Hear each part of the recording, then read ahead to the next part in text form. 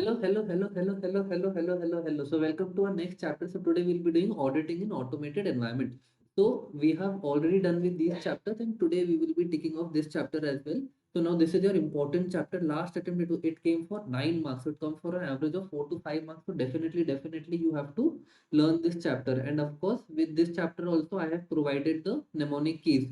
That so our this chapter's theme is Himachal. So all our keys will be related to Himachal. So this will be your heading. This will be the key. I've also made a sentence for you. And what keyword do you have to remember?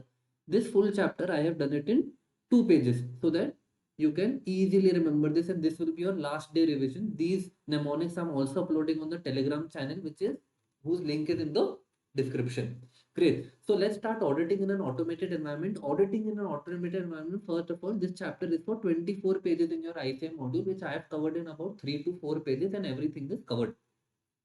Now, what you have to understand, automated environment is when a lot of systems, a lot of automation is used in the audit. That in such a case, how does the auditor have to do the audit? That chapter talks about this.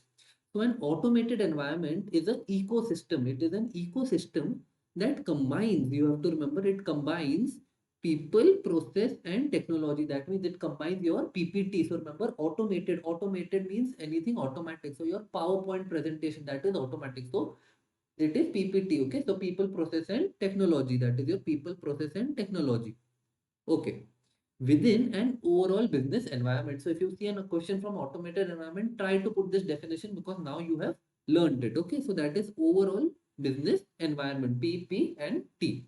Okay, so now category of business application, that what are the different types of business applications that are used, it is used by who, and I have also given examples. So first is your package software. That is your first category of business application. It is mostly used by micro and small businesses.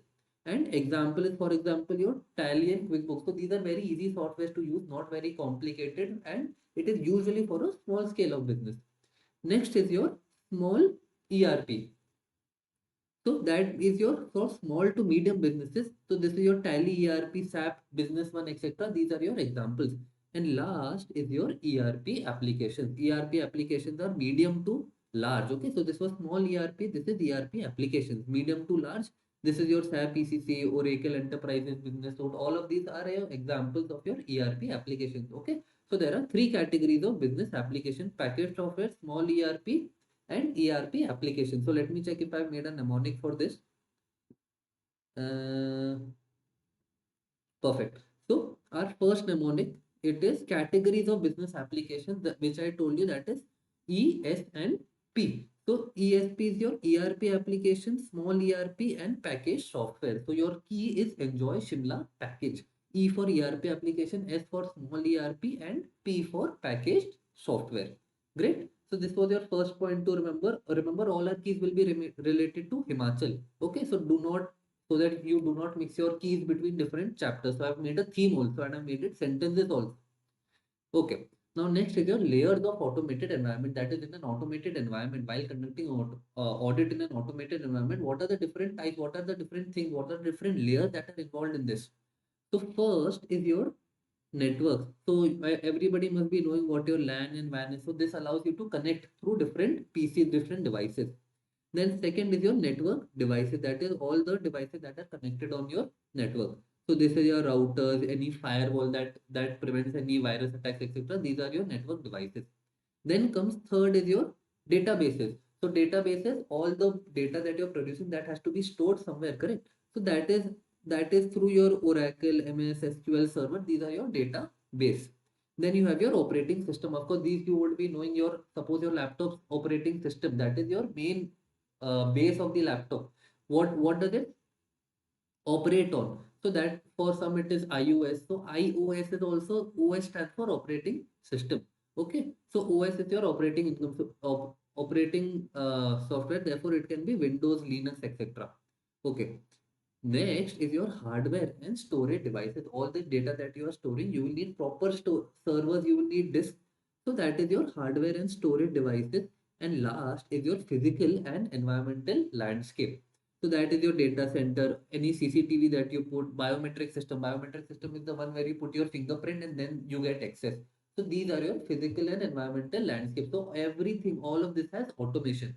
Okay, so let's see what key we have made for this. So remember your first key was enjoy Shimla package, that is E, S and P. So your E was ERP application, then it was small ERP and then it was packaged software. Okay. So your next is layers of automated environment. Layers of automated environment we just did.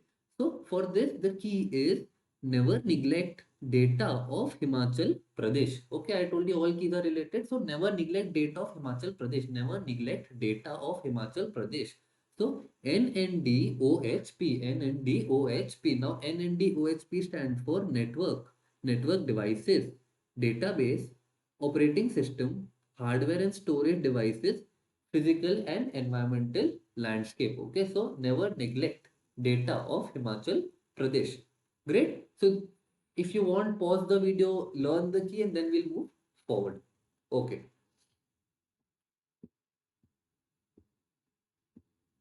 Great. So we are done with this part. Now coming to our next part, that is auditing in real-time environment. Real-time environment, what does this mean? Real-time environment means as and when transactions are happening, they are being checked, they are being audited. So therefore, type of automated environment in which business organizations and transactions are initiated. Hear it carefully. Don't just listen to me. Absorb what I am saying. Do not play this video on 1.2 speed because you will not remember things otherwise. Okay.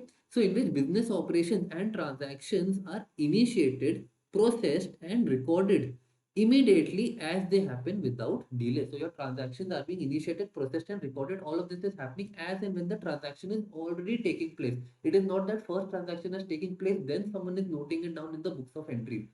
In the books of accounts as entry. It has already, the moment it happened, it has already been recorded. That is your real-time environment. Okay, so your real-time environment components. Okay, so there are some components in your real-time environment. So your real-time environment components has your hardware, then you have your middleware, then you have applications and network. That is H for hardware, M for middleware, A for application and N for networks. So over here it is HMAN, that is Himachali man. Okay, so HMAN, hardware, middleware, application, network. Hardware, middleware, application, network. That is your real-time environment components. Real-time environment components. Okay, so real-time environment components is Himachali man. Hardware, middleware, application, network. Okay, so under hardware, what all comes? Your data center, any backup and storage devices, all of this comes under hardware. That is your storage devices basically. Then next is your middleware. So web servers, you need servers to run to run anything online. So that is your Apache, Oracle, Fusion. These are your examples of middleware. That is your web servers. Then is your applications. Of course, you will need apps. Suppose, for example, you have WhatsApp on your phone. Now that is an what it is WhatsApp. It is an app. It is an application. App is a shortcut of application. You use applications daily. So for businesses, these same apps, these same applications are ERP applications such as your SAP, Oracle, core banking app. These are all your ERP applications. Okay, so A, and then we are done with N, that is networks, which we have already studied over here. It is the same LAN and WAN. Okay, so real-time environment components, networks is the same thing.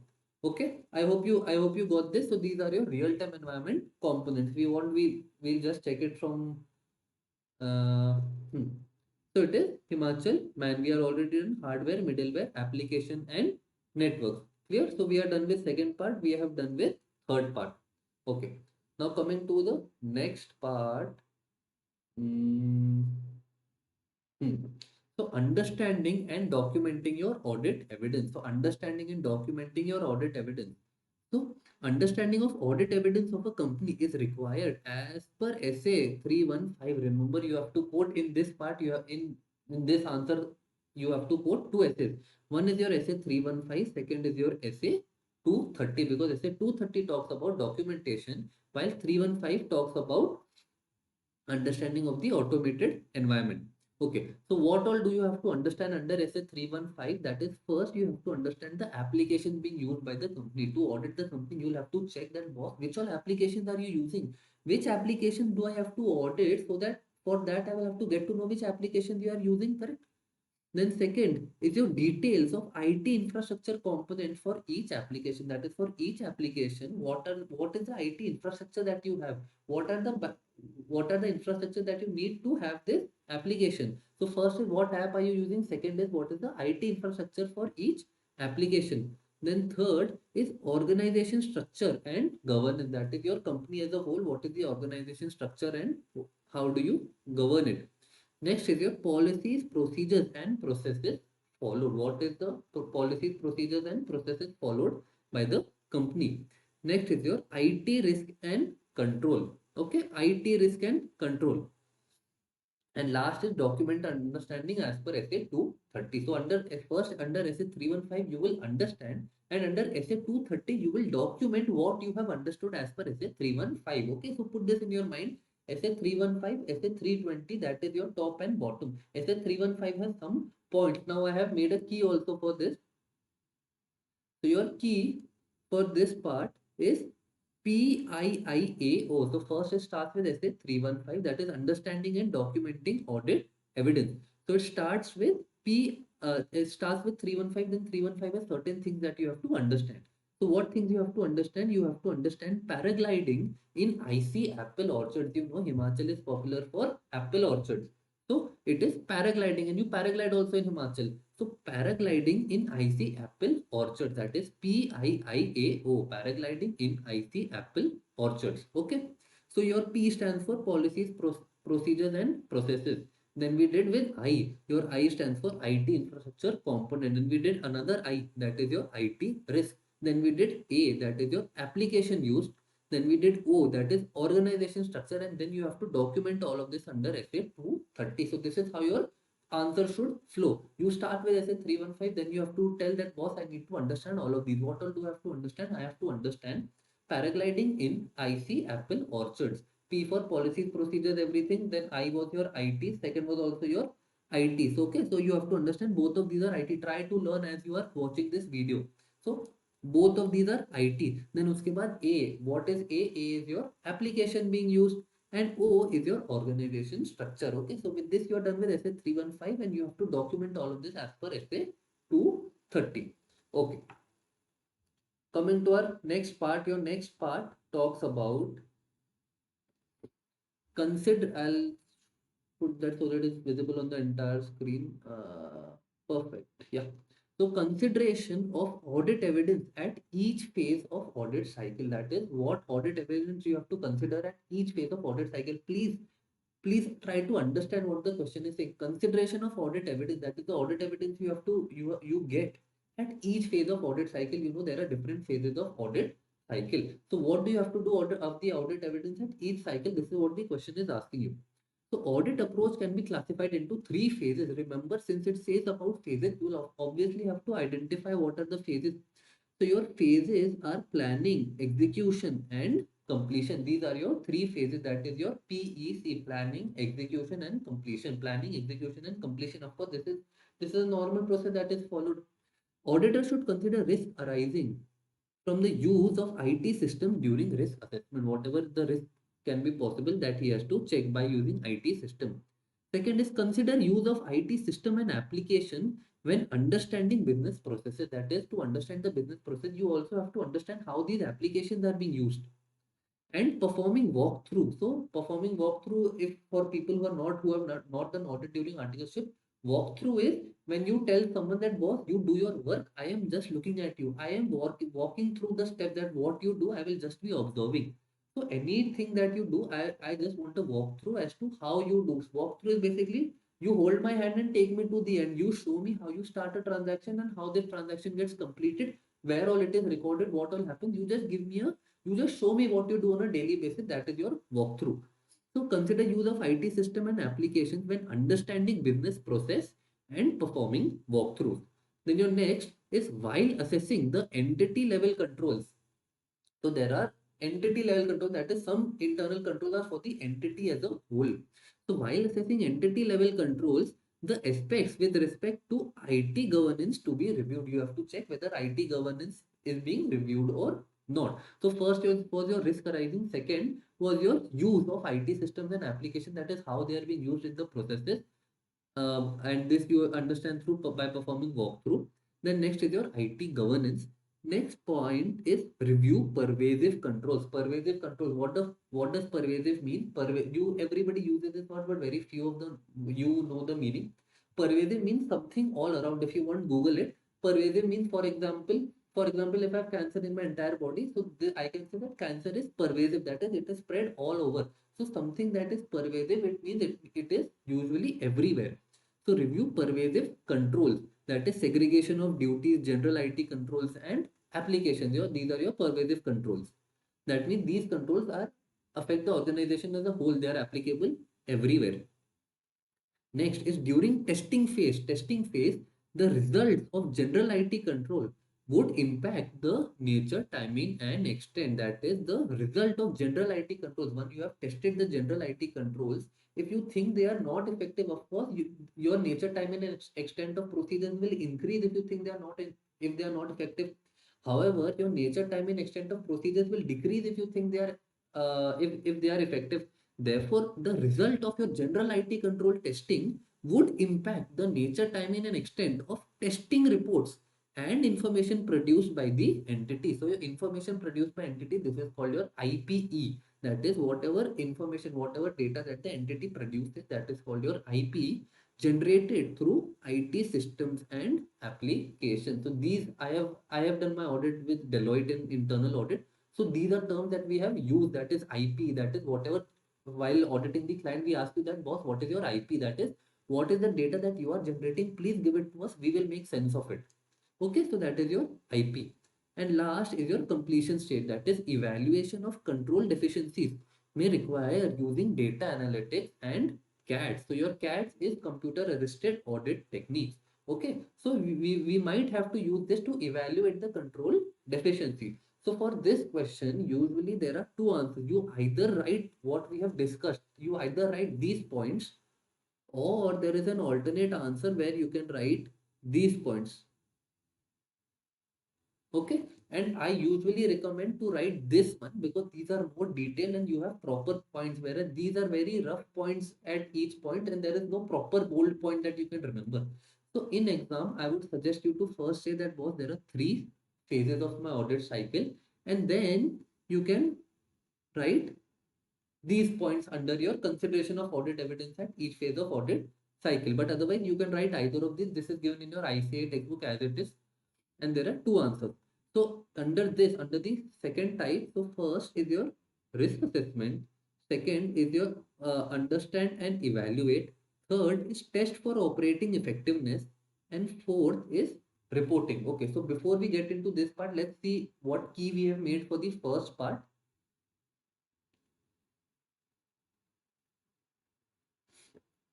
Great.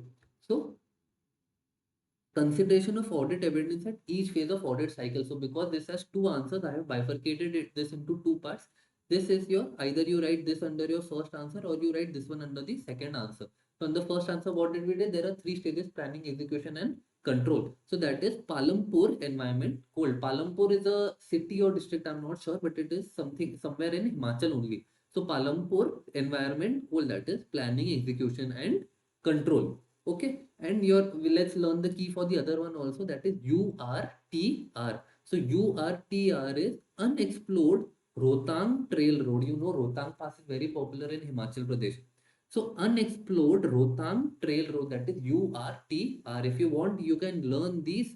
If you have a problem in learning these, I have also given you a sentence so that it is, do not forget these points. Okay, so U stands for understand and evaluate, R stands for risk assessment, T stands for test of operating effectiveness, and your R stands for reporting. Okay, so let's understand them in detail. So that is your URTR, and otherwise it was your PEC, that is your Palampur environment cold, planning, execution, and controlling. Great. So I'll erase this. So what we have done, we have done risk assessment. So in the key, if you see, it is URTR. Okay, so under risk assessment, your first is identify significant account and disclosures, relevant financial statement assertions, qualitative and quantitative considerations. You have to take both into consideration. That is your numbers and your non-numbers part. and identify likely source of misstatement. You have to check that boss, where are there possible ways where it might be misstated, where are the possibility that my misstatements exist. Okay, so this was your risk assessment. Second is your understand and evaluate. So understand and evaluate, you will have to prepare risk and control matrices. So this for those who have audited, they would be knowing it is called your RCM. So RCM is basically an Excel. It shows that boss, this is my risk, this is my control for it, and they will give you detailed that so and so happens in so control. Therefore, this is not allowed. This cannot be done. This cannot be done. This happens, etc., etc. The person responsible, and they will also tell you the severity that if things go wrong, on a scale of risk, whether it is high, medium, or low. So a proper Excel, a proper matrix is made. Therefore, it is called the risk control matrix. That is, what is the risk, what is the control we put in place, and it gives your entire detail of all the internal controls that the organization have. So you will have to understand and evaluate the RCM, that is your risk control matrix. You have to understand what general IT controls applications are being used. Okay, I put this point twice. General IT application, general IT control application. So yes. Then next is your process-wide consideration for ELC. ELC stands for entity level control. That is your controls for the entity as a whole. Then next is your test for operating effectiveness. Test for operating effectiveness. You will have to assess the nature, timing, and extent of controls testing. You have to assess the reliability of source data. So over here you have already assessed two things. That is your nature, time, and extent of control testing and reliability of source data. That is the data that you are using. You have to check whether that data is reliable or not.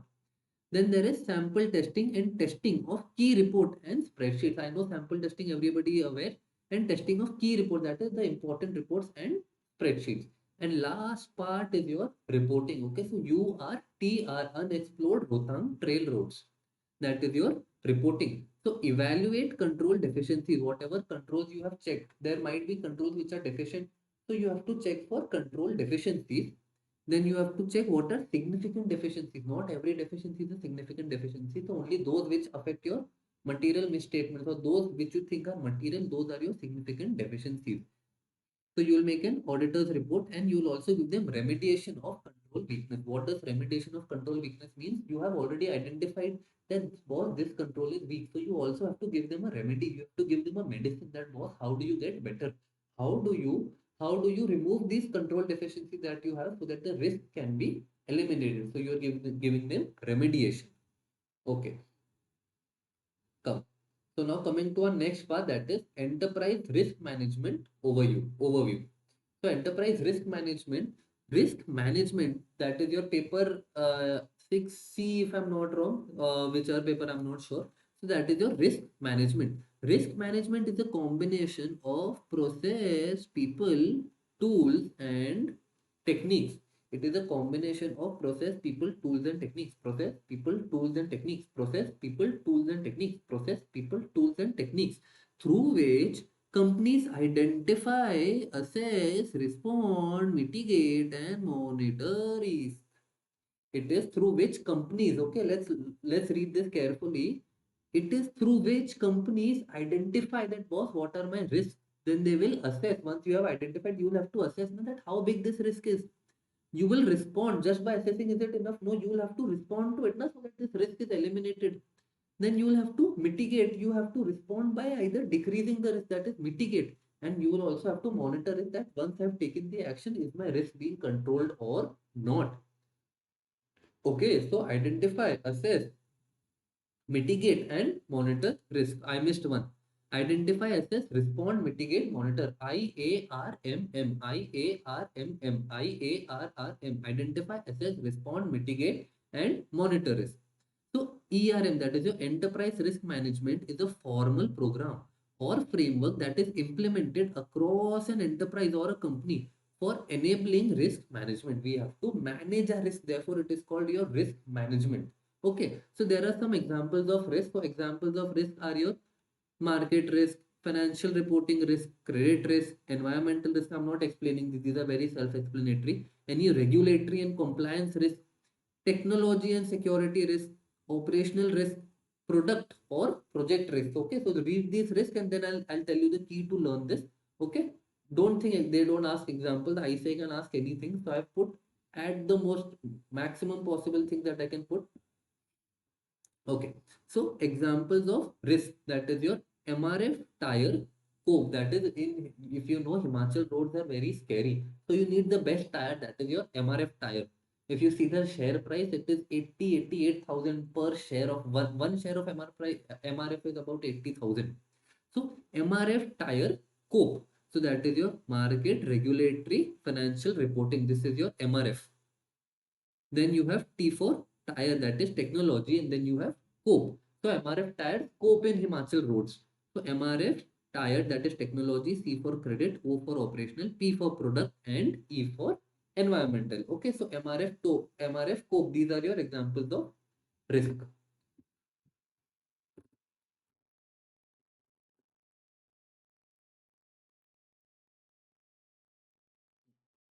Next is risk assessment process involves consideration for. So risk assessment process involves consideration for risk identification, risk appetite, risk score scales and maps. So that is why you're doing risk assessment, what all do you have to consider.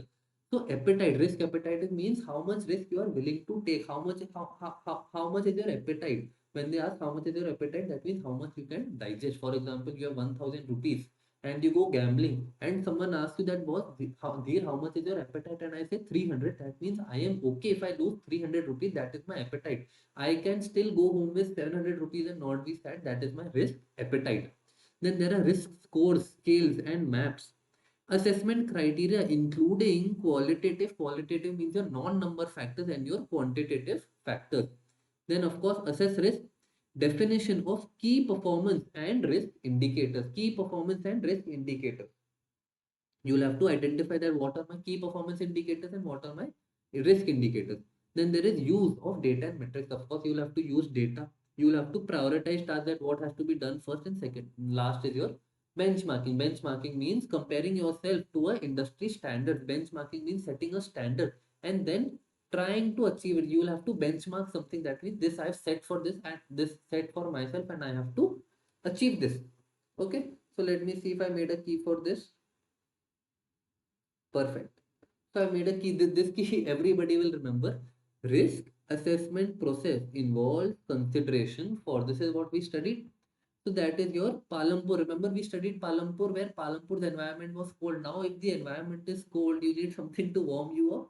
So that is Palampur's best daru. Okay. So Palampur's best daru. P stands for prioritize task. B stands for benchmarking. We have done Palampur best. Now for daru, you have to remember that is two A's and three R's. Okay. So for Palampur daru, there are two A's and three R's. So PB. Now D stands for definition of key performance and risk indicators. Next is A, that is assess qualitative and quantitative factors. You remember there will be one more A because there are two A's and three R's. Assess risk. Then you have risk identification, risk appetite, risk score scales and maps, and last is your use of data and metrics. Okay, so Palampur best daru. Palampur best daru. DAARRRU.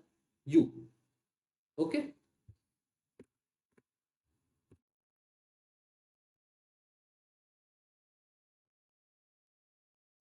These are the things that you have to consider. So before planning a Himachal trip, you have to consider whether you drink alcohol or not. Therefore, it is Palampur best daru. Okay, so these are the things that you have to consider for. Okay. Now next is your risk assessment process. Risk assessment process is your wrap. So risk assessment process is define business objective and goals. First, you have to define that, boss, what is my business objective? What does my business aspire? What are the goals? Next is your identify events that affect the achievement of business objectives. You have to identify things. For example, your objective, your goal would be to clear CA. Now the second point is identify events that affect the achievement of business objectives. That means you have to identify such events because of which it is possible that you might not be able to achieve your objective. That means it is a hindrance. It comes between you and your objective. That can be your any friend's birthday party, that can be not willing to study. For example, if you are in a hostel, for example, if you're in an RBG hostel, so for example, the Agas Fest is going on. So anything that comes between you and your goals, that is your second part, that is identify events that affect achievement of business objectives. Third is your assess likelihood and impact. Assess likelihood and impact. You have to check that boss, how likely this risk that I've identified, this event that I've identified, how likely do I think this risk will happen or this event will take place. So assess likelihood, and you also have to check what impact you will have, what impact it will have on you. If it takes place, what impact it will have on you. Next is respond and mitigate risk. This risk that you have identified, you have to respond, you have to take action, and you have to try everything to decrease this risk. So you will mitigate the risk, either decrease the risk or decrease the effect that is had on you. And last is your assess residual risk, that is any risk that is remaining, that comes under residual risk. So if you see, the key is a very nice key, that is DIARA. DIARA. Okay. So risk assessment process, but I have also made a sentence for you. So that is your DHEER. Risk assessment process is your DHEER. For DHEER, everybody knows, I think, Dalhousie is a place in Himachal.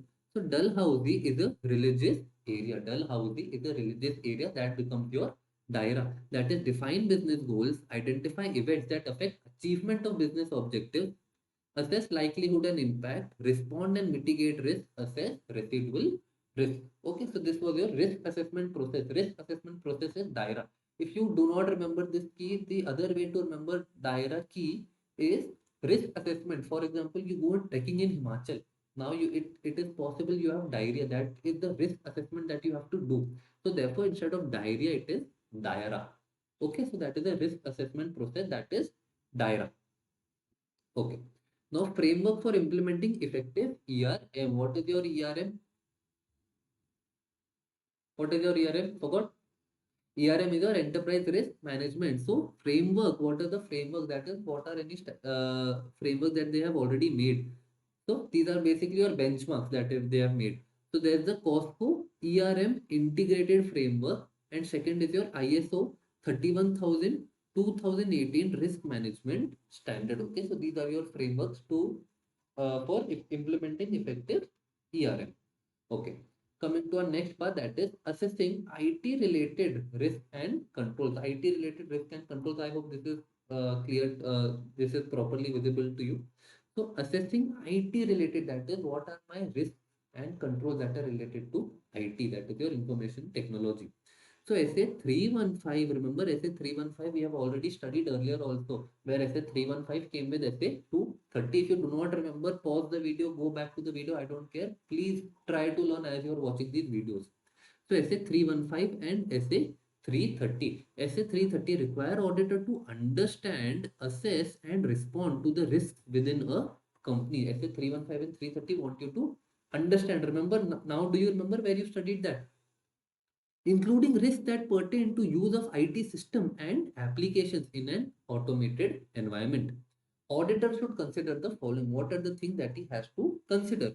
So first is your entity level aspects of risk that are related to your governance, organization and management of IT. These are your entity level aspects. Second is risk in the IT processes and procedures being followed. So otherwise your governance itself, there is a risk. Your organization, your management itself, that is, these are your bigger problems. Second is what procedures and processes that we are following that might be flawed. Any risk. And IT risk at each layer of the automated environment, that is at every layer, whatever risks are there, that also that is also included in this. So these are 3 points that you have to consider. First is your governance, your control, your overall IT management.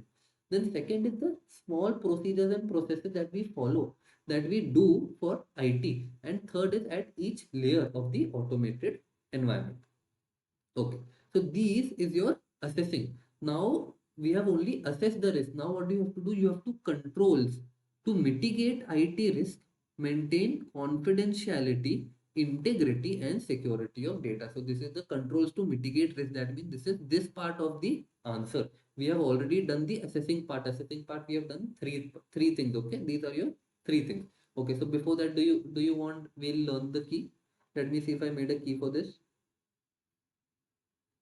Mm, okay, no. So I made a key for the second part. So once we are done with that, then we make a Then we'll try to learn this also.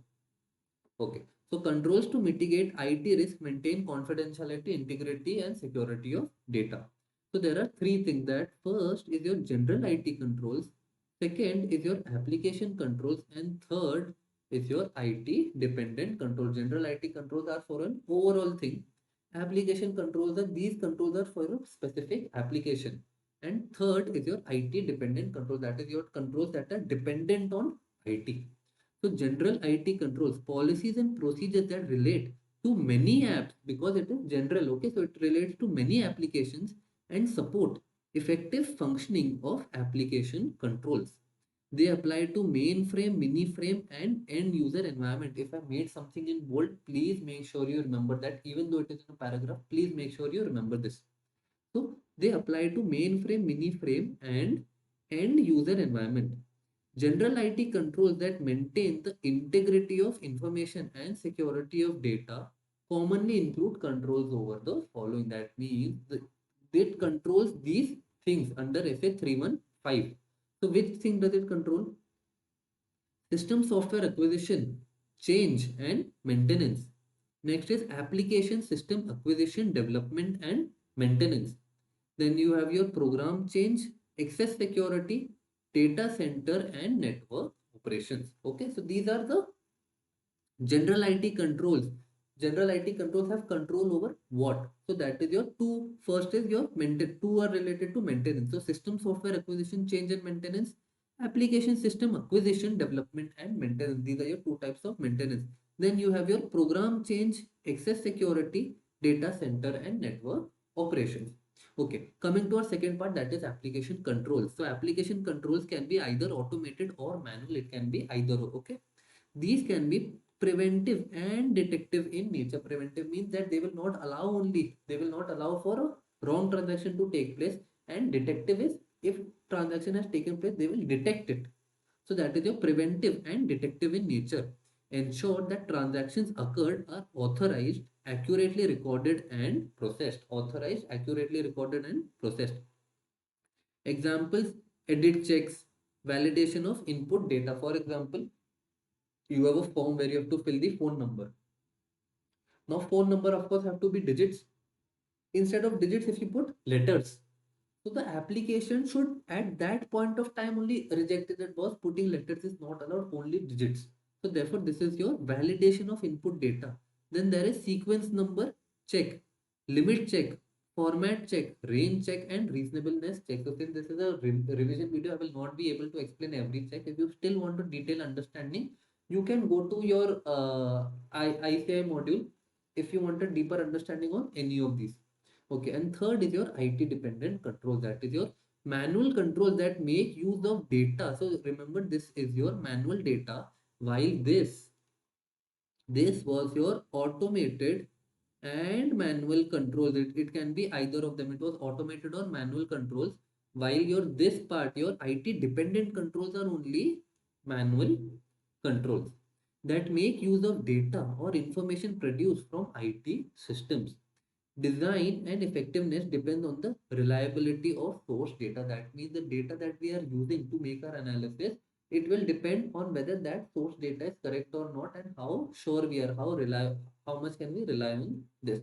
Okay, so this was your controls to mitigate the risk. Okay, so for this also I made a key, that is your AGD, that is Apple go down. Apple go down, that is Apple breaks from the tree. So AGD, that is application controls, general IT controls and IT dependent controls. Okay, so that is your AGD, Apple go down. Himachal Pradesh apples are very popular.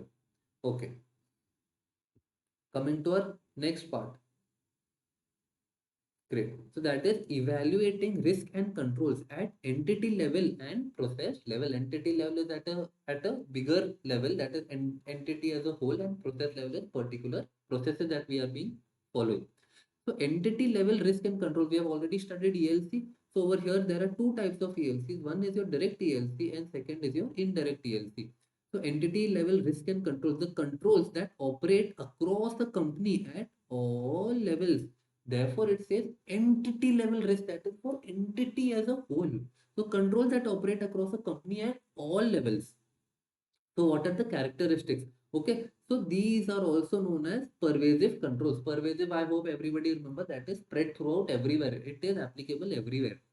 Are a part of overall internal control framework and relate to the IC component. So it is part of overall internal control framework. And last is it is subjective by nature. That means it is not objective. It is not that right or wrong. It is subjective by nature. Therefore, hence require application of more professional judgment. Over here, your application is not your automated environment application. Hence require application. That means you apply your brain. Application of more professional judgment in their evaluation and testing. To check, you will have to put some professional judgment also. Okay, so now your two types of ELCs. Two types of ELCs are your direct ELC and your indirect ELC. Direct ELC operate at a level higher than business activity or transaction level. That means it does not relate it to each transaction. It is higher than that. Operates at a level higher than business activity or transaction level to prevent, detect, or correct a misstatement in a timely manner. Prevent, detect, or correct a misstatement in a timely manner. That is your direct TLC. Your second is your indirect TLC. Indirect TLC don't relate to any specific business process. They cannot prevent or detect misstatements, but they help in effective operation of direct ELC. So what you have to understand, my direct ELC is the main and indirect ELC supports the direct ELC. Therefore, it helps in effective operation of direct ELC. So your indirect ELC helps your direct ELC. From the perspective of an ERP environment, the internal control component that is more relevant is the information and communication component. So auditor has to obtain understanding of first is how the business process operate. That is what processes we are doing and how we are operating this company. Second is the relevant information systems used in the processing of business transactions and activities. What IT systems, what information systems are we using for the processing of business transactions and activities? Next is the risk and controls pertaining to the information systems and underlying infrastructure. Risk and controls pertaining to the information systems and underlying infrastructure. And last part is reliability of information generated from systems. So we have always been doing this reliability of information generated through the system. That is whatever information that the system is generating. Now this is your July 2021 question. That is your whistleblower policy. This was asked in July 21. So do not skip this. It is possible they can ask again. So how an auditor evaluates your whistleblower policy? Now, what is a whistleblower policy? For example, a whistleblower policy is when someone from within the organization complains. They raise a whistle about someone in their organization if they feel that they are doing wrong. For example, you know your manager is doing something wrong. He is you have a suspicion that he is doing some fraud. So now, since he is your manager, who do you complain to? You can either complain to his super manager. Now, what if both of them are involved? So in such a case, the company has a whistleblower policy where you can anonymously complain about someone, and steps will be taken. So, how does the auditor evaluate whether the company has a whistleblower policy or not? Of course, this also helps as a risk mitigation. So first is, does the company have a whistleblower policy? First, the auditor will check whether the company has a whistleblower policy or not. Next is this policy is why is my pen not working? Next is this policy documented and approved? This policy should be documented. That means it should be in writing and should be approved by appropriate authority. Next is whether policy has been communicated to all employees. Just having a policy is not enough. You have to tell your employee that, boss, this is an option that exists. If you find something wrong happening, please feel free to use this. Are employees aware of this policy? One is whether we have communicated. Second is from employees' point of view, that is whether they are aware of this policy and understand its purpose and their obligations. Obligations mean what they have to do. Next is, has the company taken measures with respect to training to make the employees understand the contents of the policy? So whether we have trained them or not. Next is, does the company monitor effectiveness of the policy? You have to check whether the policy that I've put, is it effective? Whether does it achieve everything that I wanted it to?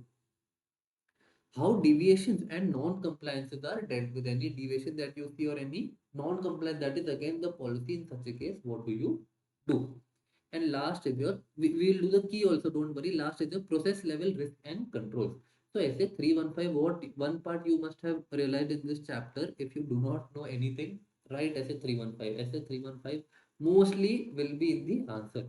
So essay 315 requires the auditor to understand the business process that make up an account balance or a financial statement line item. That means if it is showing in your financial statement, if it is a line item in your financial statements or it has any balance, you have to understand that, boss, what business processes are being followed, what business processes are behind that. A business process is a sequence of activities that take place from initiation of a transaction, that is when the transaction has actually been initiated, when the transaction has been started, recording it, approving, posting accounting entries, and reporting. So first the transaction happened. Then what did you do? You will of course record this transaction. Once you've recorded this transaction, someone will approve this transaction. This is called your maker checker. Approving, then posting accounting entries. Now just the transaction has been entered. You also have to post accounting entries. You have to show it in your books of accounts. And finally, you will have to report it as per your applicable financial reporting framework. This helps the auditor in identification of risk and controls within each process, sub-process and activity. And again, you will document it as per essay 230. So if you remember over there also, it was the same essay 315 and essay 230, because essay 230 talks about documentation and essay 315 talks about understanding. Clear? So let's see what keys we have made for this. So first is your ELC characteristics. If you remember ELC characteristics, these, that is pervasive, overall and subjective. So to learn this, the key that I've made is snow of Pradesh. It snows in Himachal Pradesh, so it is snow of Pradesh, that is SOP. So it is subjective by nature, overall internal control framework, and it has a pervasive control. Then what did we do? How to evaluate your whistleblower policy. Whistleblower policy, I told you July 21. It was asked in July 21. That is my attempt. That's why I remember this. I did not study this during my exam. So how do you remember that? Is high altitude daring drives challenge me more. Himachal is at a very high altitude and roads are very scary. So high altitude daring drives challenge me more. That is your high altitude daring drives challenge me more. Okay, so HADCMM, HUD CMM. High altitude daring drives challenge me more. That is how to evaluate whistleblower policy. Okay, so whistleblower policy, if you want to learn, you have to remember that I will blow the whistle when I go at the top of the mountain. So when I go at the top, it will be in high altitude. So therefore, it is high altitude daring drives challenge me more. Okay, so HADCMM. H stands for whether company has policy, whether employees are aware and understand the purpose. Is it documented how deviations are dealt with? Communicated to employees whether companies monitor the effectiveness of the policy, whether company taken measures to make employees understand. Okay, so this was your whistleblower policy. Now coming to our next part, that is, so we are done. This is where our chapter ends. That is your analytical procedures and tests using data analytics. That is your analytical procedures. So data analytics, what is data analytics? You must have heard this word a lot of times. Data analytics means preparing meaningful information from raw system data using tools and techniques. So you are using raw data to make meaningful information. I hope you know the difference between data and information. Raw system data, data is just raw data. That means there is no work being done at it. It is just numbers right now. Only and only when you analyze it will it become information. Otherwise, there is no point to that data. So, for example, I check my site data. Now, my site data shows me that what during Saturday and Sunday, all my students, I have the most traffic at 10 p.m. because that is when students take a break. So now this is only data. When will it become meaningful information? When I check that, oh, Saturday, Sunday, everybody takes a break at around 10 p.m.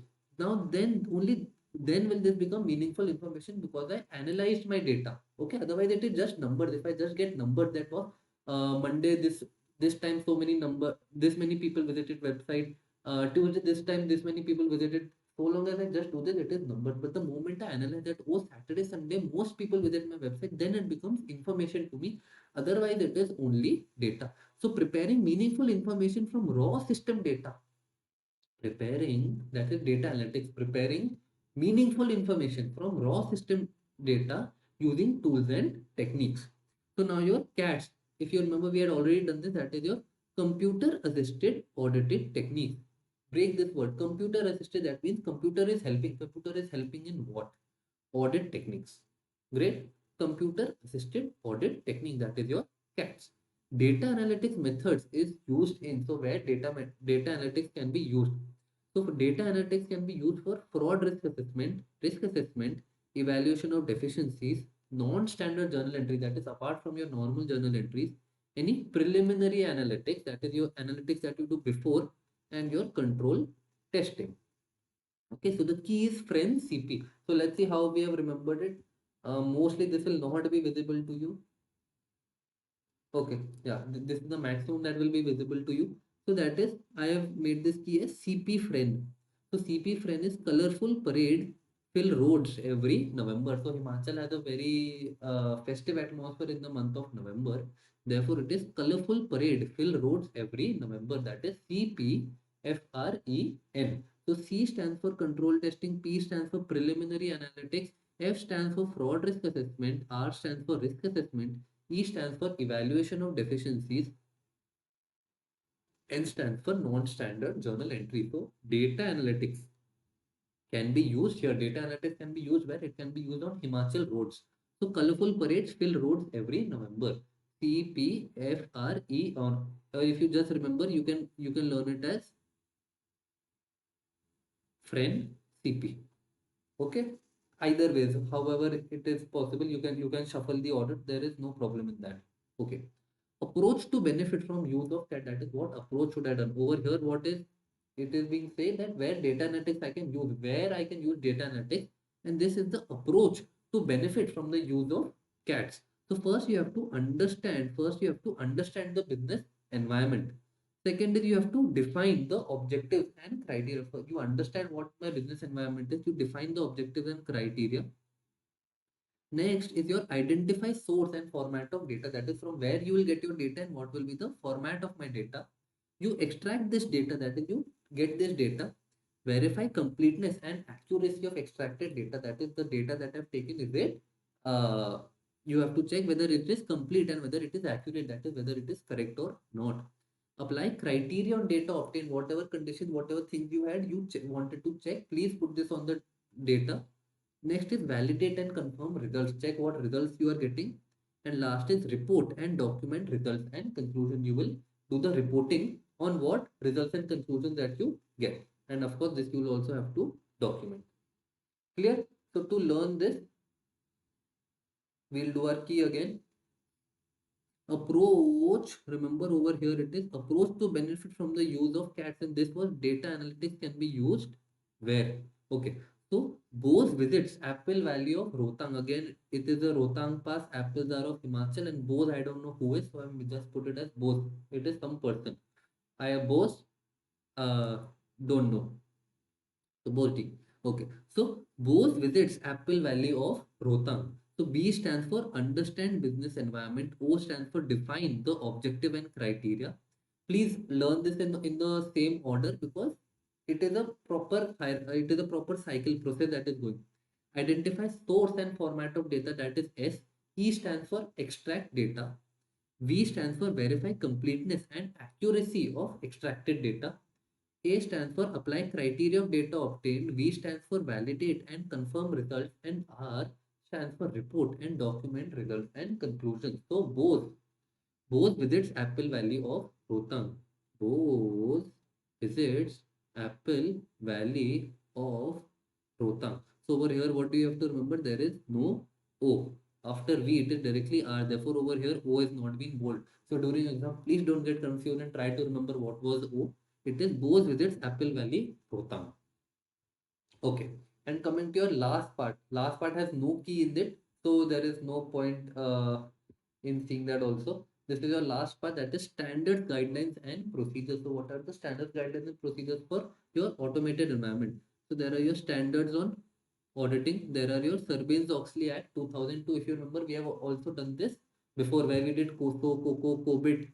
and SO combined. Remember Turnbull report, all of that we did last part of our chapter. Okay, so this is the same thing again, Sarbanes-Oxley Act. Then you have your guidance note on audit of IFC. Okay, internal financial control, you can say IFC. So guidance note, it is a guidance note given on audit of IFC over financial reporting. I know it is a big word, but if you break this down, it is IFC-FR, financial reporting. So guidance note on audit of IFC over FR. Guidance note on audit of internal financial controls over financial reporting. Next is your ITIL. ITIL stands for Information Technology Infrastructure Library and ISO 20000. Next is your Payment Card Industry Data Security Standards, or you can also call it PCI DSS. Okay, so Payment Card Industry is your PCI, Data Security Standard is your DSS. PCI DSS, Payment Card Industry Data Security Standard. Payment Card Industry Data Security Standard. Next is your COBIT, that is your control objectives for information and related technology. Okay, this we have done before also. And that last is your cyber security framework, that is your CSF. And with this we are done with the chapter of automated environment. I hope you have learned a lot of things while watching the video. I have also uploaded this key on our Telegram channel, and I'll see you in the next video.